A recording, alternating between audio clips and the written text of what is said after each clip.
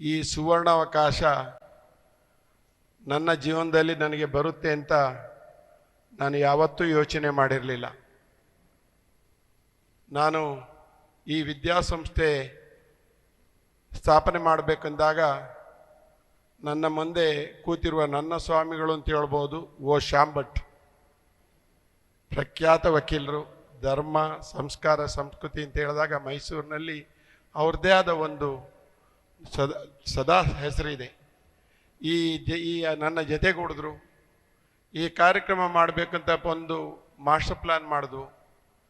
ನಾವು ಶೃಂಗೇರಿ ಕ್ಷೇತ್ರದವನು, ನಾನು ಶೃಂಗೇರಿ ಜಗದ್ಗುರುಗಳು ಅಥವಾ ಶೃಂಗೇರಿ ಸಂಸ್ಥಾನವನ್ನು ನಾವೆಲ್ಲರೂ ಆ ಭಾಗದವರು, ಮಲೆನಾಡಿನವರು ದೇವರ ಸನ್ನಿಧಿ ಅಂತಲೇ ತಿಳ್ಕೊಂಡಿರೋರು. ನನಗೆ 8ನೇ ವಯಸ್ಸಿನಿಂದ ಸಂಸ್ಥಾನಕ್ಕೆ ನಾನು ಹೋಗ್ತಾ ಇದ್ದೆ. ನನ್ನ ತಂದೆಯವರು ರಾಮಾಯಣ ಮಹಾಭಾರತನ ರಾಮಮಂದಿರದಲ್ಲಿ 36 ವರ್ಷ ಪಾರಾಯಣ ಮಾಡಿದವರು. ಅವರು ನನ್ನನ್ನು ಕರ್ಕೊಂಡು ಹೋಗ್ತಾ ಇದ್ರು. 1972ಕ್ಕೆ ನಾನು ಆಕಸ್ಮಿಕ ಊರು ಬಿಟ್ಟೆ. ಆದರೆ ಶೃಂಗೇರಿ ಸಂಸ್ಥಾನ ಅಂತ ಹೇಳಿದಾಗ ನಮಗೆ ನವರಾತ್ರಿ ಉತ್ಸವ ಮಾತ್ರ ಕಣ್ಣು ಮುಂದೆ. ಆ ದೇವಸ್ಥಾನಕ್ಕೆ ಹೋಗಿ ಬಂದು ತೋರಣ ಗಣಪತಿ ಪೂಜೆ ಮಾಡಿದ್ರೆ ನನ್ನ ಎಲ್ಲ ಕಷ್ಟ ನಿವಾರಣೆ ಆಗ್ತಿತ್ತು. ತದನಂತರ 76 ಮೇಲೆ ನಾನು ನನ್ನದೇ ಉದ್ಯಮ ಸ್ಥಾಪನೆ ಮಾಡ್ಕೊಂಬಂದೆ. ಪ್ರತಿ ವರ್ಷವೂ ಇವತ್ತಿಗೂ ನಾನು ಸ್ವರ್ಣಪುಷ್ಪ ಪೂಜೆ ಮತ್ತು ತೋರಣ ಗಣಪತಿ ಪೂಜೆ ಮಾಡಿಕೊಂಡೇ ನಾನು ಏನಾದರೂ ಸಂಕಲ್ಪ ಮಾಡೋದು. ಈ ಶಾಲೆ ಮಾಡಬೇಕು ಅಂತ ಹೇಳಿದಾಗ ಶ್ಯಾಮ್ ಭಟ್ರ ಮುಖಾಂತರ ನಾನು ಮಾತಾಡ್ತಾ ಒಂದು ಮಾಸ್ಟರ್ ಪ್ಲ್ಯಾನ್ ಮಾಡಿಕೊಂಡು, ನನ್ನ ಅದೃಷ್ಟ ಭಾರತೀ ತೀರ್ಥ ಸ್ವಾಮೀಜಿಗಳು ಮೈಸೂರಿನ ಇವತ್ತು ರಾಮಚಂದ್ರ ಅವರು ಇವತ್ತಿಲ್ಲ ಧರ್ಮಾಧಿಕಾರಿಗಳಾಗಿದ್ದಾರೆ. ಅವ್ರ ಮನೆಗೆ ಬಂದಿದ್ದರು, ಹರಿಹರನ್ ಅವರು. ಅವ್ರ ಮನೆಗೆ ಹೋಗಿ ನಾನು ಇದನ್ನು ತೋರಿಸಿದೆ. ಗುರುಗಳು ಅವತ್ತು ಅಕ್ಷತೆ ಹಾಕಿ ಹೇಳಿದ್ರು, ನಾನು ಪೂಜೆ ಈ ಥರ ಗುದ್ಲಿ ಪೂಜೆ ಮಾಡಬೇಕು ಅಂತಿದ್ದೀನಿ ಎಂದೆ. ಮಾಡು, ನಾನು ಬರ್ತೇನೆ ಅಂತ ಹೇಳಿದ್ರು. ಅಷ್ಟೇ. ನಮ್ಮಲ್ಲೆಲ್ಲ ಗುರುಗಳು 1-2 ನಿಮಿಷ ಮಾತಾಡಿದ್ರೇ ಅದೇ ದೈವವಾಣಿ ನಮಗೆ. ಹಾಗೆ ಆ ದಿನ ನನ್ನ ಸಂಕಲ್ಪ ಇವತ್ತು 20ನೇ ತಾರೀಕು ಡಿಸೆಂಬರ್ ಆಗ್ತಾ ಇದೆ, ಈಗ ಬಂದಿದೆ ಅಂದರೆ ಅದು ದೈವಿ ಸಂಕಲ್ಪ. ಈ ಒಂದು ಸಂಕಲ್ಪಕ್ಕೆ ನಿಮಗೆಲ್ಲರಿಗೂ ಗೊತ್ತಿದೆ, ಮೈಸೂರಿನಲ್ಲಿ ಕಲ್ಯಾಣ ವೃಷ್ಟಿೋತ್ಸವ ಅಂತ ಒಂದು ಬಹುದೊಡ್ಡ ಕಾರ್ಯಕ್ರಮ ನಡೀತಿದೆ. ಧರ್ಮ ಸ್ಥಾಪನೆಯ ಪುನರ್ಸ್ಥಾಪನೆಯ ಒಂದು ಸಂಕಲ್ಪ ಅದು. ಶ್ರೀ ಶಂಕರ ಭಗವತ್ಪಾದ ವಿರಚಿತ ಕಲ್ಯಾಣ ವೃಷ್ಟಿೋತ್ಸವ, ಶಿವಪಂಚಾಕ್ಷರ ನಕ್ಷತ್ರ ಮಾಲಸ್ತೋತ್ರ ಹಾಗೂ ಲಕ್ಷ್ಮೀ ನರಸಿಂಹ ಕರುಣಾರಸ ಸ್ತೋತ್ರ, ಈ 3 ಮಾಲಿಕೆಗಳನ್ನು ಮೈಸೂರಿನಲ್ಲಿ ಮಾಡೋದು ಅಂತ ತೀರ್ಮಾನ ಮಾಡೋದು. ಆ ತೀರ್ಮಾನ ಮೊದಲಿಗೆ ಇದೇ ಜಾಗದಲ್ಲಿ ಆಗುತ್ತೆ ಅಂತಿತ್ತು. ತದನಂತರ ಮೈಸೂರಿಗೂ ಇಲ್ಲಿಗೆ 10 ಕಿಲೋಮೀಟ್ರ್ ಇದೆ ಎನ್ನುವಾಗ ನಮಗೆ ಜನ ಕರ್ಕೊಂಬರೋದು ಕಷ್ಟ ಅಂತ ಯೋಚನೆ ಮಾಡಿದಾಗ ನಾವು ಮೈಸೂರಿನ ರಾಜಮಾತೆಯವರಿಗೆ ಭೇಟಿ ಮಾಡಿದಾಗ ನನ್ನ ಮನೆಯಲ್ಲೇ ಆಗಬೇಕು ಅಂದರು. ಎಂಥ ಒಂದು ಅದೃಷ್ಟ.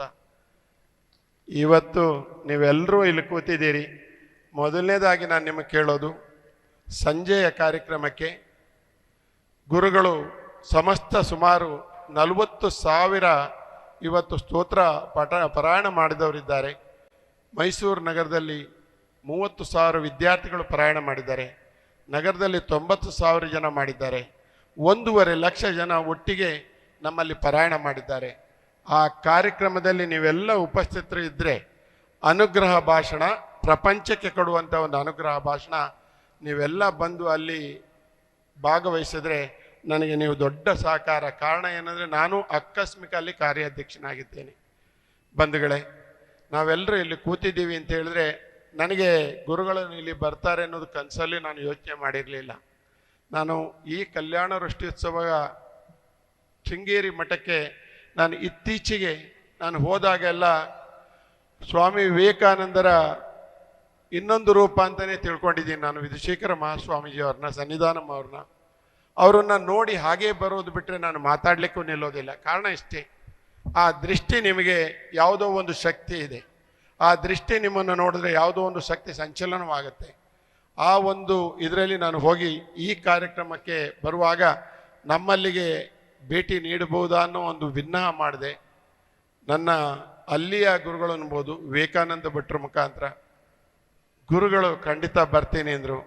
ಅದಕ್ಕೆ ಮತ್ತೊಮ್ಮೆ ನಾನು ಸಾಷ್ಟಾಂಗ ನಮಸ್ಕಾರ ಮಾಡ್ತೇನೆ ಗುರುಗಳೇ. ಈ ಸಂಸ್ಥಾನ ಸುಮಾರು 25 ವರ್ಷ ಆಯಿತು.